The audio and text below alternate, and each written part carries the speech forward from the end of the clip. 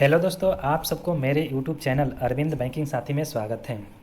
आज हम इस वीडियो में करंट अकाउंट के बारे में बताने जा रहे हैं कि हम करंट अकाउंट कैसे खुलवा सकते हैं।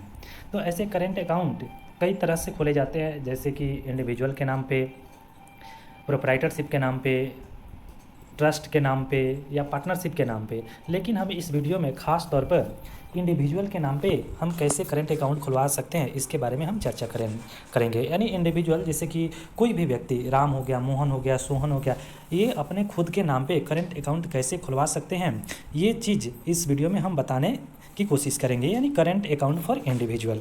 तो मेरा आप लोगों से रिक्वेस्ट है कि मेरे वीडियो को अंत तक देखें और मेरे यूट्यूब चैनल अरविंद बैंकिंग साथी को ज़रूर सब्सक्राइब करें। और करंट अकाउंट या कोई भी टॉपिक से अगर कोई समस्या है तो बेझिझक मेरे कमेंट बॉक्स में कमेंट ज़रूर करें। हम उसको रेक्टिफाई या उसको क्लियर करने की कोशिश करेंगे। तो चलिए बिना देर किए हुए हम स्टार्ट करते हैं कि हम करंट अकाउंट कैसे खुलवा सकते हैं। पहले चीज़ कि करंट अकाउंट की हमें ज़रूरत कब पड़ती है। जैसे कि हमारे पास सेविंग अकाउंट रहते हैं तो उसमें एक लिमिटेड ट्रांजैक्शन रहती है कि हम इससे ज़्यादा यदि ट्रांजैक्शन करते हैं तो हमें सर्विस चार्ज देना पड़ जाते हैं। जैसे कि महीने का हो गया, 4 हो गया, 5 हो गया, यही विड्रॉल या जो ट्रांजैक्शन का लिमिट रहता है। तो इसमें हम चाहते हैं कि हमारा जो सर्विस चार्जेज कट रहे हैं तो वो ना कटे, तो हमें करंट अकाउंट की आवश्यकता पड़ती है। तो इसके लिए हमें बैंक से जो करंट अकाउंट ओपनिंग का जो फॉर्म होते हैं वो लेने होते हैं और अपना 2 डॉक्यूमेंट की ज़रूरत पड़ती है और फ़ोटो की ज़रूरत पड़ती है। जैसे कि एक तो आइडेंटिटी प्रूफ यानी आपकी पहचान, और एक एड्रेस प्रूफ जो कि ज़्यादातर यानी लोकल ही वैलिड रहता है। यानी जहाँ पे आप अकाउंट खुलवा रहे हैं वहाँ का लोकल एड्रेस जरूरी रहता है। तो आइडेंटिटी में जैसे पैन कार्ड तो इंपॉर्टेंट है करंट अकाउंट के लिए, और आधार कार्ड में जो आइडेंटिटी और एड्रेस दोनों रहते हैं, तो ये चीज़ ज़रूरत पड़ती है। या मेरे पास करंट अकाउंट में कौन कौन से कागज़ हैं की ज़रूरत पड़ती हैं, ये मेरे पास लिस्ट भी हैं। तो इसके सहारे भी हम कोशिश करते हैं जाने की किस कौन कौन से डॉक्यूमेंट की ज़रूरत होती है। चलिए यहाँ पे एक बॉक्स लेते हैं, बॉक्स चलिए हाईलाइटर। चलिए यहाँ पे देखिए एप्लीकेशन फॉर्म बोल रहा है। तो ये बैंक का एप्लीकेशन फॉर्म, हर एक बैंक का अलग अलग अपना फॉर्मेट रहता है, एप्लीकेशन फॉर्म होता है। तो हम खास तौर पर केनरा बैंक की बातें करते हैं कि केनरा बैंक में आप अगर करंट अकाउंट खुलवाना चाहते हैं तो आपको कौन कौन से डॉक्यूमेंट की ज़रूरत पड़ती है। ऐसे सारे जो करंट अकाउंट का जो डॉक्यूमेंट है सरकारी बैंक में समान ही रहते हैं, बस उसके एप्लीकेशन फॉर्म चेंज हो जाते हैं। केवाईसी डॉक्यूमेंट वही बता दिए हम कि ओवीडी में हमें आधार कार्ड, पैन कार्ड देने होते हैं। ऐसे बैंक का सर्कुलर भी हैं, वो अपने हिसाब से कि कौन कौन से आधार, पैन के अलावा भी जैसे डीएल भी रहता है या उसका इपिक जो कि वोटर कार्ड होते हैं वो भी वैलिड रहते हैं। ये सारी चीज़ ज़रूरत पड़ती हैं।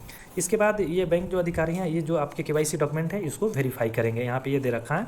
फिर एनेक्जर की यहाँ पे बातें आती हैं कि अगर कोई व्यक्ति, ये इंपॉर्टेंट चीज़ है कि अगर कोई व्यक्ति कहीं से ओडी फैसिलिटी ले रखा है, यानी ओवरड्राफ्ट फैसिलिटी, लोन ले रखा है, तो वो भी एक करंट अकाउंट की तरह होता है, लेकिन वो असेट नहीं, एक लाइबिलिटी रहता है कस्टमर के लिए। तो वो अगर ओडी अकाउंट ले रखा है तो उसमें हर एक बैंक का एक अपना सर्कुलर आता है कि ओडी अकाउंट है तो करंट अकाउंट खुलवा सकता है या करंट अकाउंट नहीं खुलवा सकता है। तो हम केनरा बैंक की बातें करें तो लेटेस्ट जो अपडेशन है इसके सर्कुलर में, तो अगर ओडी अकाउंट खुला है तो करंट अकाउंट नहीं खुलवा सकता। ये इसमें हाल फिलहाल में 2021-22 की बात करें तो इसमें ये सर्कुलर है कि वो नहीं खुलवा सकता है, कि ओडी अकाउंट से उसकी सारे ट्रांजैक्शन होंगे।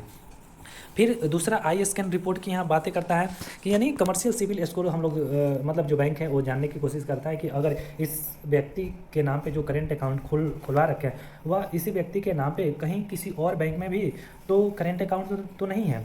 तो ये एक डिक्लेरेशन या सिविल स्कोर से पता चल जाए, कमर्शियल सिविल स्कोर से पता चल जाता है कि किसी और बैंक में तो नहीं है। अगर किसी और बैंक में है तो ये एक थोड़ी सी दिक्कत आ जाती है, फिर वो डिक्लेरेशन देना पड़ता है कि वहाँ पे है तो फिर यहाँ पे आप करंट अकाउंट क्यों खुलवाना चाहते हैं। ये चीज़ इसमें इंपॉर्टेंट है। फिर आगे बढ़ते हैं, इसमें क्या बता रहा है देखिए। आई स्कैन रिपोर्ट की बातें करें, फिर यहाँ पे बता रहा है कि no branch shall open the current account for the customer who have avail credit facility in the form of cash credit या ओवरड्राफ्ट ओडी फैसिलिटी। वही बात हम बताएं कि जो लेटेस्ट सर्कुलर केनरा बैंक में आए हैं या और भी बैंक में होंगे कि जो सीसी या ओडी लिमिट ले रखे हैं वो करंट अकाउंट नहीं खुलवा सकते हैं। तो ये चीज़ हम बताने की कोशिश कर रहे हैं कि आदमी जब करंट अकाउंट खुलाने की बातें आती हैं तो थोड़ा परेशान हो जाता है कि कौन कौन से डॉक्यूमेंट देना पड़ेगा या कंपनी के नाम पे। तो ये हम क्लियर बात इसमें बता रहे हैं कि इंडिविजुअल के लिए अलग रहते हैं, प्रोप्राइटरशिप के लिए अलग रहते हैं, उसके लिए थोड़ा अलग डॉक्यूमेंट हो जाते हैं। जैसे प्रोप्राइटरशिप के लिए होता है कि कंपनी के नाम का जो डॉक्यूमेंट होने चाहिए, या पार्टनरशिप में जितने भी पार्टनर हैं उनके लिए कागज़ होनी चाहिए, या ट्रस्ट है तो ट्रस्ट का कागज़ होनी चाहिए। ये चीज़ इसमें इंपॉर्टेंट है। लेकिन अगर मीडियम रेंज के जो ट्रांजैक्शन करना चाह रहे हैं तो उनके लिए इंडिविजुअल करेंट अकाउंट एक सबसे बेस्ट तरीका है। तो हम ये आशा करते हैं कि आप लोगों को ये जानकारी अच्छी लगी होगी। तो प्लीज़ मेरे वीडियो को लाइक कीजिए और मेरे चैनल को सब्सक्राइब ज़रूर कीजिएगा। Okay, thank you.